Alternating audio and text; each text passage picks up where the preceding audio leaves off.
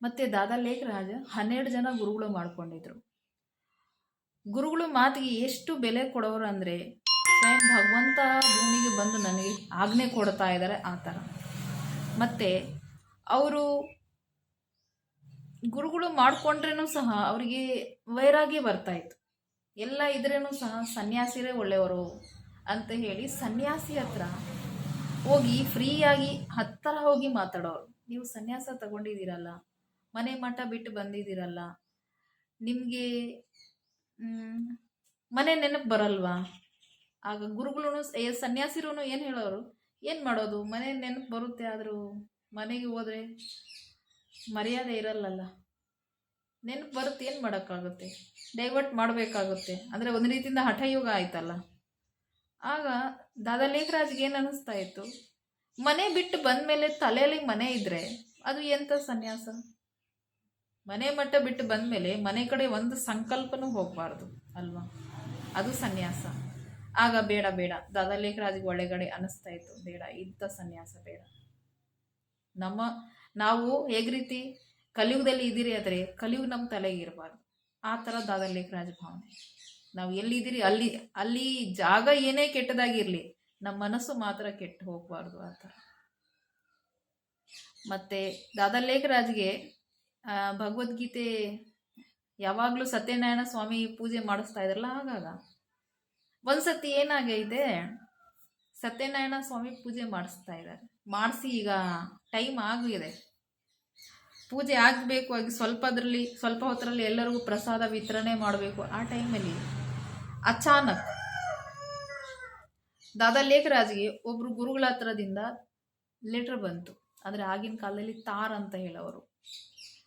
ಅದರಲ್ಲಿ ಏನಿತ್ತು, ಇಷ್ಟು ಅಮೌಂಟ್ ನನಗೆ ಅವಶ್ಯಕತೆ ಇದೆ. ಅಂದರೆ ಆಗಿನ ಕಾಲದಲ್ಲಿ 1000 ಗಟ್ಟಲೆ ಅಂತ ಹೇಳಿದ್ರು. ಹೆಚ್ಚು ಕಮ್ಮಿ 1000 ಅಂದರೆ ಆಗಿನ ಕಾಲದಲ್ಲಿ ಕೋಟಿ ಸಮಾನನೇ ಅಲ್ವಾ, ಯಾಕೆಂದರೆ ಆಗಿನ ಕಾಲದಲ್ಲಿ 100ಗೆ ಅಷ್ಟು ಬೆಲೆ ಇತ್ತು. ಆಗ ಏನು ಮಾಡಿದ್ದಾರೆ ದಾದಾ ಲೇಖರಾಜ್, ತನ್ನ ಮಕ್ಕಳಿಗೆ, ಪತ್ನಿಗೆ, ಸೊಸೆ ಎಲ್ಲರ ಮೇಲೆ ಬಿಟ್ಬಿಟ್ಟು, ನೀವು ಎಲ್ಲರೂ ಪ್ರಸಾದ ಕೊಡ್ರಿ, ಗುರು ನನಗೆ ಕರೆದಿದ್ದಾರೆ, ಗುರು ಕರೆದಿದ್ದಾರೆ ಅಂದರೆ ನನಗೆ ದೇವ್ರು ಕೂಗಿದ್ದಾರೆ ಅಂತ ಲೆಕ್ಕ, ನಾನು ಹೋಗ್ತಾ ಇದ್ದೇನೆ ಅಂತ ಹೇಳಿ. ಆಗ ದಾದಾ ಲೇಖರಾಜ್ ಏನು ಮಾಡಿದ್ದಾರೆ, ಆಗ್ಲೇ ಅಷ್ಟು ಅಮೌಂಟ್ ತೊಗೊಂಡು ಹೊರಟೋಗಿದ್ದಾರೆ, ಗುರುಗಳ ಪಾದಿಗೆ ಇಟ್ಬಿಟ್ಟಿದ್ದಾರೆ. ಗುರುಗಳಿಗೂ ಸಂಕೋಚ ಬಂದಿದೆ, ಕೇಳಿದೀನಿ ತಗೊಂಡ್ಬಂದ್ರಲ್ಲ, ಆದರೂ ಉಲ್ಟಾ ಏನು ಹೇಳಲಿಲ್ಲ ಅಲ್ಲ. ಆಗ ಗುರುಗಳು ಏನು ಹೇಳಿದ್ದಾರೆ, ಲೇಖರಾಜ್ ನೀವು ತಂದಿದ್ದೀರಾ, ಆದರೂ ನೀವು ಕೇಳಲಿಲ್ಲ, ಏನಕ್ಕೆ ಬಳಸ್ತೀರಿ ಅಂತ. ಗುರುಗಳು ಅದು ಸೇವೆಗೆ, ಪರಮಾತ್ಮನ ಸೇವೆಗೆ ಬಳಸ್ಕೊತೀರಾ, ಅದಕ್ಕಿಂತ ದೊಡ್ಡ ಪುಣ್ಯ ನಮ್ದು ಏನಿಲ್ಲ ಅಂತ. ಆಗೇನವರು, ನಮ್ಮ ಶಿಷ್ಯೆ ಒಂದು ಜೂಜಾಟದಲ್ಲಿ ಸೋತು ಹೋಗಿದ್ದಾರೆ, ಅದಕ್ಕೋಸ್ಕರ ನಾನು ನಿಮಗೆ ಇವ್ರ ಸಹಯೋಗ ಕೊಟ್ಟು ಇವ್ರಿಗೂ ಎಬ್ಬಿಸ್ಬೇಕು, ಬೆಳೆಸ್ಬೇಕು ಅಂತ ಹೇಳಿ ನಾನು ನಿಮಗೆ ಕೇಳಿರೋದು. ಆಗ ಇನ್ನೊಂದು ಸಂಶಯ ಬಂತು. ಈಗ ಮುಂಚೆ ಸನ್ಯಾಸಿರೋ ಸಂಶಯ ಬಂತು, ಇನ್ನೊಂದು ಸಂಶಯ ಏನು ಬಂತು ಅಂದರೆ, ಗುರುವಾಗಿ ಸನ್ಯಾಸಿಗೆ ತಿದ್ದುಪಡಿ ಮಾಡೋಕ್ಕಾಗಿಲ್ಲ ಅಂದರೆ ಹಾಗಾದರೆ ಪರಮಾತ್ಮ ಇನ್ನೊಬ್ಬರು ಇದ್ದಾರೆ ಅಂತ. ಆಗಲೇ ಅವ್ರಿಗೆ ಸಂಶಯ ಸ್ಟಾರ್ಟ್ ಆಗಿತ್ತು. ಅದೇ ಥರ ಒಂದೊಂದೇ ಸಂಶಯಗಳು ಬರೋಕ್ಕೆ ಸ್ಟಾರ್ಟ್ ಆಯಿತು. ದಾದಾ ಲೇಖರಾಜ್ಗೆ ಇನ್ನೊಬ್ಬ ಗುರುಗಳ ಹತ್ರ ಒಂದು ದಿವಸ ಹಾಗೆ ಧ್ಯಾನ ಮಾಡಿ ಕೂತ್ಕೊಂಡಿದ್ರು. ಆಗ ಅವ್ರಿಗೆ ವಿಷ್ಣು ಸಾಕ್ಷಾತ್ಕಾರ ಆಯಿತು, ಚತುರ್ಭುಜ್. ಆಗ ಅವರಿಗೆ ಬಹಳ ಖುಷಿ ಆಯಿತು. ಆದರೂ ಧ್ಯಾನದಿಂದ ಎದ್ದ ಮೇಲೆ ದಾದಾ ಲೇಖರಾಜ್ ಗುರುಗಳ ಹತ್ರ ಕೇಳಿದ್ದಾರೆ, ಗುರುಗಳೇ ನೀವೇ ಮಾಡಿಸಿದ್ದೀರಾ ಅಂತ. ಆಗ ದಾದಾ ಲೇಖರಾಜ್ಗೆ ಗುರುಗಳು ಏನು ಹೇಳಿದ್ರು, ಏನು ಮಾಡಿಸಿದ್ದೀನಿ?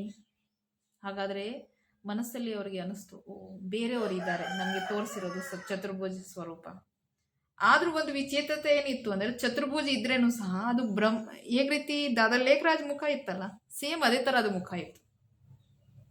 ನನ್ನ ಸ್ವರೂಪನೇ ಆದರೂ ಚತುರ್ಭುಜ ಅಂತ ಅವ್ರಿಗೆ ಒಂದು ಪ್ರಶ್ನೆನೂ ಇತ್ತು, ಒಂದು ಖುಷಿನೂ ಇತ್ತು. ಯಾಕೆಂದರೆ ಇಷ್ಟು ದಿನ ಮಾಡಿರೋ ಭಕ್ತಿಯ ಫಲ ನನಗೆ ವಿಷ್ಣು ಸ್ವರೂಪ ಸಾಕ್ಷಾತ್ಕಾರ ಆಯಿತು ಅಂತೇಳಿ. ದಾದಾ ಲೇಖರಾಜ್ ಹಾಗೆ ರಾತ್ರಿ ಹೊತ್ತು ಸಮಯ ಸಿಕ್ಕಿದಾಗ ಹಾಗೆ ಧ್ಯಾನ ಮಾಡ್ಕೊಂಡು ಕೂತ್ಕೊಳ್ಳೋರು ಖುಷಿದಿಂದ. ನನಗೆ ಚತುರ್ಭುಜ ಸ್ವರೂಪ ಸಾಕ್ಷಾತ್ಕಾರ ಆಯಿತು, ನನಗೆ ವಿಷ್ಣು ವರ ಕೊಟ್ಟಿದ್ದಾರೆ, ತನ್ನ ದರ್ಶನ ಕೊಟ್ಟಿದ್ದಾರೆ ಅಂತ ಹೇಳಿ. ಅದಕ್ಕಿಂತ ಮುಂಚೆ ಕೆಲವೊಂದು ಘಟನೆಗಳು ನಾನು ಮರ್ತಿದ್ದೀನಿ, ಇದರಲ್ಲಿ ನಾನು ಕ್ಯಾಪ್ಚರ್ ಮಾಡ್ತೀನಿ. ಏನಂದರೆ ದಾದಾ ಲೇಖರಾಜಲ್ಲಿ ಗುರುತಿಸುವ ಶಕ್ತಿ ಹೆಂಗಿತ್ತು ಅಂದರೆ, ಸೊಸೆಗೂ ಸಹ ಗುರ್ತಿಸ್ಕೊಂಡೇ ಸೊಸೆ ಮಾಡ್ಕೊಂಡಿರೋದು. ಈಗ ಹೇಗೆ ರೀತಿ ದಾರಿಯಲ್ಲಿ ಯಾರಾದರೂ ಅಡ್ಡಕ್ಕೆ ಸಿಗ್ತಾ ಇದ್ರೆ ನಾವು ಮಾತಾಡ್ಕೊಂಡು ಕಳಿಸ್ತೀವಿ, ಅದೇ ಥರ ದಾರಿಯಲ್ಲಿ ಒಬ್ಬರು ಹುಡುಗಿ ಹೋಗ್ತಾ ಇದ್ರು, ಕುಮಾರಿ, ಮೈ ಮೇಲೆ ಸರಿಯಾಗಿ ಬಟ್ಟೆ ಇಲ್ಲ, ತುಂಬ ಬಡವರು, ತೀರಾ ಬಡವರು. ಆಮೇಲೆ ದಾದಾ ಲೇಖರಾಜ್ ಏನು ಮಾಡಿದ್ದಾರೆ, ಆ ಕುಮಾರಿ ಕಣ್ಣು ನೋಡಿ ಅವ್ರಿಗೆ ಸಂಕಲ್ಪ ಬಂತು, ಇವರಿಗೆ ನಾನು ಸೊಸೆ ಮಾಡ್ಕೋಬೇಕು. ಆಗ ದಾದಾ ಲೇಖರಾಜ್ ಅವ್ರ ಅಡ್ರೆಸ್ ಕೇಳಿ ಅವ್ರ ಮನೆಗೆ ಹೋದ್ರೆ ಸರಿಯಾಗಿ ಮನೆ ಇಲ್ಲ, ತಂದೆ ತಾಯಿ ಇಲ್ಲ, ಒಬ್ಬರ ಅಣ್ಣ ಅಷ್ಟೇ. ಆಗ ದಾದಾ ಲೇಖರಾಜ್ ಏನು ಹೇಳಿದ್ದಾರೆ, ಅವ್ರ ಅಣ್ಣಕ್ಕೆ, ಸರಿ ನೀವು ಕಲ್ಕತ್ತಾಗೆ ಬನ್ನಿ, ನಿಮ್ಗೆ ಅಲ್ಲೇ ಸಿಗ್ತೀನಿ ಅಂತ ಹೇಳಿ ಕಲ್ಕತ್ತಾದಲ್ಲಿ ಅವ್ರ ಅಣ್ಣ ಕರೆದಿದ್ರು, ಅವ್ರು ಬಂದಿದ್ರು. ನಾವು ನಮ್ಮ ಮನೆಗಳಲ್ಲಿ ಏನು ಮಾಡ್ತೀವಿ, ನಿಮ್ಮ ಮನೆಗಳಲ್ಲಿ ಏನು ಮಾಡ್ತೀರಿ, ಬೀರುವದಲ್ಲಿ ಬರೀ ಬಟ್ಟೆ ಬರಿಗಳೆಲ್ಲ ಜೋಡಿಸ್ಕೊಂಡಿರ್ತೀರಿ ಅಲ್ವಾ, ಬ್ಯಾಗ್ಗಳಲ್ಲಿ. ಆದರೂ ದಾದಾ ಲೇಖರಾಜ್ ಎಲ್ಲಿ ವ್ಯಾಪಾರ ಮಾಡ್ತಾ ಇದ್ರಲ್ಲ, ಅಲ್ಲಿ ಬರೀ ಬೀರುವಗಳಲ್ಲಿ ಚಿನ್ನ, ಬಂಗಾರ, ವಜ್ರ ವೈಡೂರ ಎಲ್ಲ ಲೈನಾಗಿ ಬೀರುವಗಳು ತೆಗೆದು ತೋರಿಸುವಾಗ ಅವ್ರ ಅನ್ನಕ್ಕೆ, ಅವು ಕುಮಾರಿ ಇದ್ರಲ್ಲ, ಆ ಅನ್ನಕ್ಕೆ ತುಂಬ ಶಾಕ್ ಆಗೋಯಿತು, ನಾನು ಎಲ್ಲಿ ಬಂದುಬಿಟ್ಟೆ, ಯಾರ ಮನೆಗೆ ಬಂದುಬಿಟ್ಟೆ ಅಂತ ಹೇಳಿ. ಆಗ ದಾದಾ ಲೇಖರಾಜ್ ಒಂದೇ ಮಾತು ಹೇಳಿದರು, ನಿಮ್ಮ ತಂಗಿ ನಮ್ಮ ಮನೆಗೆ ಸೊಸೆಯಾಗಿ ಬಂದರೆ ಅವರಿಗೆ 5 ಬೆರಳಲ್ಲಿ ಉಂಗುರ ಇರುತ್ತೆ, ಮತ್ತು ಅವ್ರ ಪಾದ ಯಾವತ್ತೂ ಜಮಖಾನ ಮೇಲೆ ಇರುತ್ತೆ, ಭೂಮಿ ಮೇಲೆ ಇರೋದೇ ಇಲ್ಲ, ಭೂಮಿನೂ ಮುಟ್ಟಲ್ಲ, ಅಷ್ಟು ಸುಖ ಅನುಭವಿಸ್ತಾರೆ ಅಂತ ಹೇಳಿ. ಆ ಥರ ತನ್ನ ಸೊಸೆಗೂ ಅವರು ಏನು ಮಾಡಿದ್ರು, ಗುರುತಿಸ್ಕೊಂಡೇ ಆರಿಸ್ಕೊಂಡಿದ್ದು. ನೆಕ್ಸ್ಟ್ ನಿಮಗೆ ಸ್ಟೆಪ್ಪಲ್ಲಿ ಹೇಳ್ತೀವಿ, ಅವ್ರ ಸೊಸೆ ಕಣ್ಣೆ ಮಾತ್ರ ಪರಮಾತ್ಮನಿಗೆ ನೋಡಿರೋದು ಜಾಸ್ತಿ. ಈ ಭೂಮಿ ಮೇಲೆ ಫಸ್ಟ್ ಬ್ರಹ್ಮ ತನ್ನುವಲ್ಲಿ ಬರಬೇಕು ಅಂದರೆ ಅವ್ರ ಸೊಸೆನೇ ನೋಡಿರೋದು ದಾದಾ ಲೇಖರಾಜ್ ಶರೀರಿಗೆ.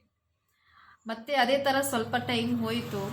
ಈಗ ದಾದಾ ಲೇಖರಾಜ್ ದಾನ ಧರ್ಮ ಮಾಡೋದ್ರಲ್ಲಿ ಹೆಂಗಿದ್ರು, ಹಾಗೆ ಅವರು ರಾಜರ ಸಂಪರ್ಕದಲ್ಲೂ ಸಹ ತುಂಬ ಇದ್ರು. ಈ ಕೊನೆಯ ಜನ್ಮದಲ್ಲಿ ರಾಜರ ಥರ ಜೀವನ ಮಾಡಿರೋರು. ಈಗ ಹೇಗೆ ರೀತಿ ನಾವು ಫಂಕ್ಷನ್ ಪಾರ್ಟಿಗೆ ಹೋಗ್ತೀರಿ ಅಂದರೆ ಏನು ಮಾಡ್ತೀವಿ, ಯಾವುದಾದ್ರೂ ಒಂದು ಚೆನ್ನಾಗಿರೋದು ಉಡುಗೊರೆ ತಗೊಂಡು ಹೋಗ್ತೀವಿ, ಗಿಫ್ಟ್ ಮಾಡಿ ಬರ್ತೀವಿ. ದಾದಾ ಲೇಖರಾಜ್ ಹಂಗಿರಲಿಲ್ಲ. ಅವರು ಚಿನ್ನದೇ, ವಜ್ರ ವೈಡೂರದೇ ಇಷ್ಟು ಚೆನ್ನಾಗಿರೋ ಡಿಸೈನ್ ಮಾಡ್ಕೊಂಡು ತಗೊಂಡು ಹೋಗೋರು ಕೊಡೋಕ್ಕೆ ಅಂದರೆ ಇಡೀ ವಿಶ್ವದಲ್ಲಿ ಅಂಥ ಮಾಡೆಲ್ ಇನ್ನೂ ರೆಡಿನೇ ಆಗಿಲ್ಲ. ಅಂಥ ಮಾಡೆಲ್, ಅಂಥ ಡಿಸೈನ್ಗಳು. ಮತ್ತು ಅಕ್ಕಪಕ್ಕ ರಾಜರು ಇರ್ತಾ ಇದ್ದಾರಲ್ಲ, ಆಗ ರಾಜರ ಶಾಸನ ನಡೀತಾ ಇತ್ತು. ಆಗ ರಾಜರು ಏನು ಹೇಳೋರು, ದೇವರು ಒಂದು ತಪ್ಪು ಮಾಡಿಬಿಟ್ರು, ಈಶ್ವರ್ಗೆ ನಿಮಗೆ ರಾಜ ಮಾಡಬೇಕಾಗಿತ್ತು, ನೀವು ಹೃದಯದ ರಾಜ ಇದ್ದೀರಾ, ನನಗೆ ರಾಜ ಮಾಡಿಬಿಟ್ರಲ್ಲ. ರಾಜರು ತನ್ನ ಹೃದಯದಲ್ಲಿ ದಾದಾ ಲೇಖರಾಜಿಗೆ ಕೂರಿಸ್ಕೊಂಡಿದ್ರು, ತನ್ನ ತಂದೆ ಸ್ಥಾನದಲ್ಲಿ ನೋಡೋರು. ಆಗಿನ ಕಾಲದಲ್ಲಿ ರಾಣಿಯರ ಮುಂದೆ ಯಾರಿಗೂ ಅಣ್ಣಂದಿರಿಗೆ ಬಿಡ್ತಾ ಇರಲಿಲ್ಲ, ಅಣ್ಣಂದಿರಿದ್ರೆ ರಾಣಿಗೆ ಬಿಡ್ತಾ ಇರಲಿಲ್ಲ, ರಾಣಿ ಇದ್ರೆ ಅಣ್ಣಂದಿರು ಬರ್ತಾ ಇರಲಿಲ್ಲ, ಆ ಥರ. ಆದರೂ ದಾದಾ ಲೇಖರಾಜ್ಗೆ ಅರಮನೆ ಒಳಗಡೆ ಈಸಿಯಾಗಿ ಯಾವುದೂ ಅಡೆತಡೆ ಇಲ್ದಿರ ಎಂಟ್ರಿ. ದಾದಾ ಲೇಖರಾಜ್ಗೆ ತಂದೆ ಸ್ಥಾನದಲ್ಲಿ ನೋಡೋರು, ರಾಣಿಯರನ್ನು ತಂದೆ ಸ್ಥಾನದಲ್ಲಿ ನೋಡೋರು, ಪಕ್ಕದಲ್ಲಿ ನೇರವಾಗಿ ಕೂತ್ಕೊಂಡು ವ್ಯಾಪಾರಿ ಮಾಡೋ ಬರೋರು. ಅಂದರೆ ಏನು ಸರ ಬೇಕು, ಏನು ಒಡವೆ ಬೇಕು ಅಂತ ಹೇಳಿ ಅಷ್ಟು ದಾದಾ ಲೇಖರಾಜ್ ಮೇಲೆ ವಿಶ್ವಾಸ ಇತ್ತು. ಆ ವಿಶ್ವಾಸ ಇರೋದ್ರಿಂದ ರಾಜರ ಜೊತೆಯಲ್ಲಿ ಫಂಕ್ಷನ್ ಪಾರ್ಟಿಗೆ ದಾದಾ ಲೇಖರಾಜಿಗೆ ಒಂದ್ಸತಿ ಉದಯಪುರದ ರಾಜ ಕರೆದಿದ್ರು. ಆಗಿನ ಕಾಲದಲ್ಲಿ ಮೈಲಿಗಟ್ಟಲೆ ನಡ್ಕೊಂಡು ಹೋಗ್ಬೇಕಲ್ಲ, ಲೇಟ್ ಆಗುತ್ತೆ. ಅದೇ ಥರ ಏನಾಗಿದೆ, ಹೋದಾಗ ರಾಜರ ಎಲ್ಲ ಸಭೆಗಳು ಮುಗಿದಿದೆ, ಎಲ್ಲರೂ ಹೊರಟೋಗಿದ್ದಾರೆ. ಆಗ ದಾದಾ ಲೇಖರಾಜು ಮಣ್ಣು ಕಾಲ ಮೇಲೆ ನಿಂತ್ಕೊಂಡು ದಾದಾ ಲೇಖರಾಜ್ ಏನು ಮಾಡಿದ್ದಾರೆ, ಉದಯಪುರದು ರಾಜನ ಹತ್ರ ಕ್ಷಮೆ ಕೇಳಿದ್ದಾರೆ. ರಾಜನ್, ನನಗೆ ಕ್ಷಮಿಸ್ಬಿಡಿ, ನನಗೆ ಬಡಕ್ಕೆ ತಡೆ ಆಯಿತು ಅಂತ ಹೇಳಿ. ಅವಶ್ಯಕತೆ ಇರಲಿಲ್ಲ, ಈ ಫಂಕ್ಷನ್ ಮುಗೀತು, ಏನು ಮಾಡೋಕ್ಕಾಗಲ್ಲ ಅಂತ. ಆದರೂ ದಾದಾ ಲೇಖರಾಜ್ ಅಷ್ಟೊಂದು ನಿರಹಂಕಾರಿ ಇದ್ರು. ಅಂದರೆ ಸಣ್ಣ ಪುಟ್ಟ ವಿಷಯಕ್ಕೂ ಸಹ ಅವ್ರು ಕ್ಷಮೆ ಕೇಳೋರು, ಅಷ್ಟೊಂದು ನಿರಹಂಕಾರಿ ಇದ್ರು. ಇನ್ನೊಂದ್ಸತಿ ಉದಯಪುರದ ರಾಜ ದಾದಾ ಲೇಖರಾಜ್ಗೆ ಕರೆದಿದ್ರು. ಈಗ ಹೇಗೆ ರೀತಿ ಯಾರಾದರೂ ಬಂದರೆ ನಾವು ಹೂವು ಹಾಕಿ ಸ್ವಾಗತ ಮಾಡ್ತೀವಿ, ಬಿಳಿ ಹೂವು ಹಾಕಿ ಉದ್ರಿರೋದು. ಆದರೂ ಚಿನ್ನದ ಹೂವದಿಂದ ದಾದಾ ಲೇಖರಾಜ್ಗೆ ರಾಜರ ಜೊತೆಯಲ್ಲಿ ಸ್ವಾಗತ ಮಾಡಿದರು. ದಾದಾ ಲೇಖರಾಜ್ ಈ ಕೊನೆ ಜನ್ಮದಲ್ಲಿ ಅಂಥವರೇ ಇದ್ರು.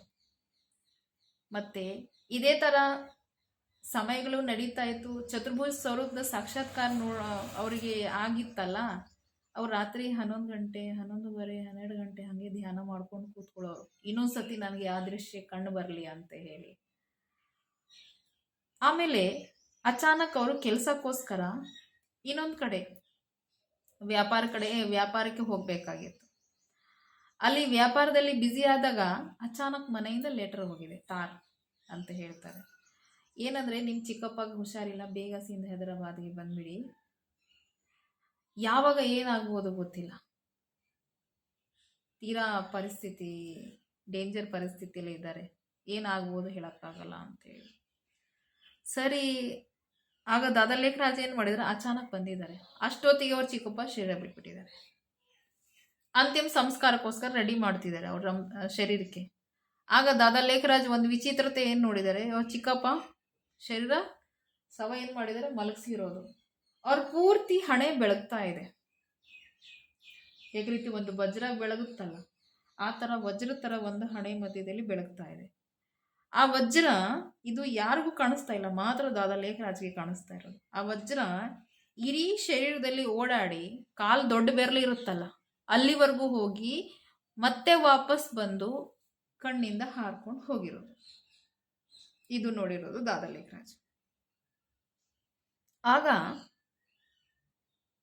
ಅವ್ರಿಗೆ ಸತ್ಯತೆ ಏನು ಗೊತ್ತಾಯ್ತು, ಓ ಇಷ್ಟು ದೊಡ್ಡ ಶರೀರ, ಈ ಪಂಚಭೂತದಿಂದ ಆಗಿರೋ ಶರೀರ ನಾನಲ್ಲ, ನಾನು ಒಂದು ಪ್ರಾಣ ಆತ್ಮ ಆಗಿದ್ದೇನೆ ಅಂತ. ಆವಾಗ ಅವ್ರಿಗೆ ಇನ್ನೊಂದು ವಿಚಿತ್ರತೆ ಅನುಭವ ಆಯಿತು, ಶಾಕ್ ಹಿಡಿದು, ಓ ನಾನು ಆತ್ಮ, ಇಷ್ಟು ದಿನದಿಂದ ನಾನು ಇಷ್ಟು ದೊಡ್ಡ ಶರೀರ ತಿಳ್ಕೊತಾ ಇದ್ದ, ಅದು ಅಲ್ಲವೇ ಅಲ್ಲ ನಾನು.